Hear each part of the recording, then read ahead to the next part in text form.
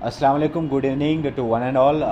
मेरा ये वीडियो बनाने का मकसद ये है कि जो कल सोनू निगम जी ने एक ट्वीट किया ट्विटर पे कि मुसलमान लोग गुंडागर्दी करते हैं, क्योंकि गुंडागर्दी से उनका मतलब ये है कि हम लोग जो अज़ान देते हैं सुबह मस्जिद में, जो फजर की अज़ान है, तो उनको डिस्टर्ब हो जाता है और ये सरासर मुसलमानों की गुंडागर्दी है। तो मैं सोनू निगम जी से ये बात बोलना चाहता हूँ कि शायद आपने साइंस में कभी पढ़ा होगा कि सुबह उठना सेहत के लिए अच्छा है, और आपको आदत है 11 बजे 12 बजे तक सोने की, तो ये आपका अपना मसला है, आपका अपना लाइफ का स्टाइल है। तो किसी को उसके साथ कोई भी इंटरफेयर करने की कोई भी ज़रूरत नहीं है, ना कोई हक है।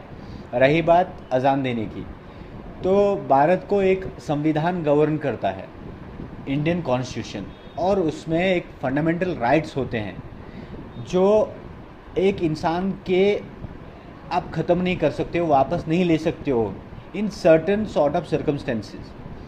और उसमें एक फंडामेंटल राइट है, right to freedom of religion, कि किसी भी रिलीजन के आदमी को अपना रिलीजन फॉलो करने के लिए कोई भी नहीं रोक सकता।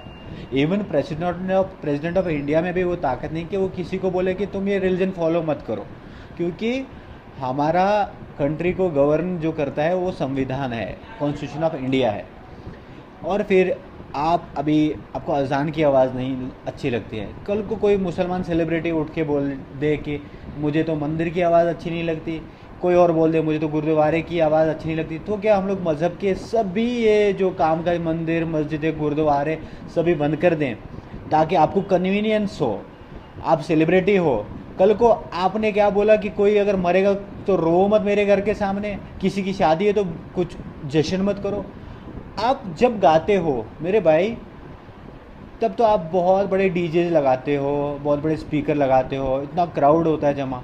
जो आपके क्राउड से बाहर लोग होते हैं उनमें कुछ लोग बीमार भी होते होंगे और उनको भी तकलीफ़ होती होगी, तब आप सोचते हो कि ये पब्लिक न्यूसेंस तो नहीं है? नहीं, क्योंकि आपको उससे पैसा तो मिल रहा है, और जो अजान देता है उसको कोई पैसा नहीं देता। और अजान का मतलब मेरे भाई कोई गुंडागर्दी नहीं है, ये लोगों को कामयाबी की तरफ बुला रहे हैं, फॉर सक्सेस। और नमाज़ पढ़ने के लिए दावत दी जाती है कि नमाज़ पढ़ लो, ये हमारे प्रॉफिट मोहम्मद सल्लल्लाहु अलैहि वसल्लम ने शुरू किया है। और आप तो न्यूयॉर्क चले गए थे और वहाँ पे रहना आपके लिए बहुत अच्छा था, वहाँ पे भी अजान होती है, लेकिन कम से कम आप वहाँ पे किसी जगह क्लब के साथ कोई घर ले लेते, वहाँ पे रुक जाते जहाँ पे अजान नहीं होती है। और मेरा अभी आपको ये एक खुला चैलेंज है कि मैं कल सुबह आप पे एक PIL डालने वाला हूँ under section 153 of Indian penal code. आपको जितना ताकत लगाना है, जितना पैसा लगाना है, और दुनिया की कोई ताकत मुझे नहीं रोक सकती कि आप पे केस ना डालूँ मैं, और दुनिया की ताकत आपको ये लिबर्टी नहीं देगी कि आप कोर्ट में हाजिर ना हो।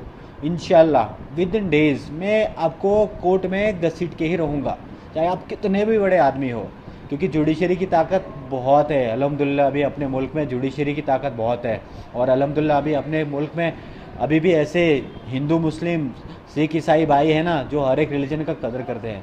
बाकी इंशाल्लाह मिलेंगे, कोर्ट में मिलेंगे, और आपको इंशाल्लाह तब ये पता चलेगा कि आपने कितनी बड़ी गलती की है।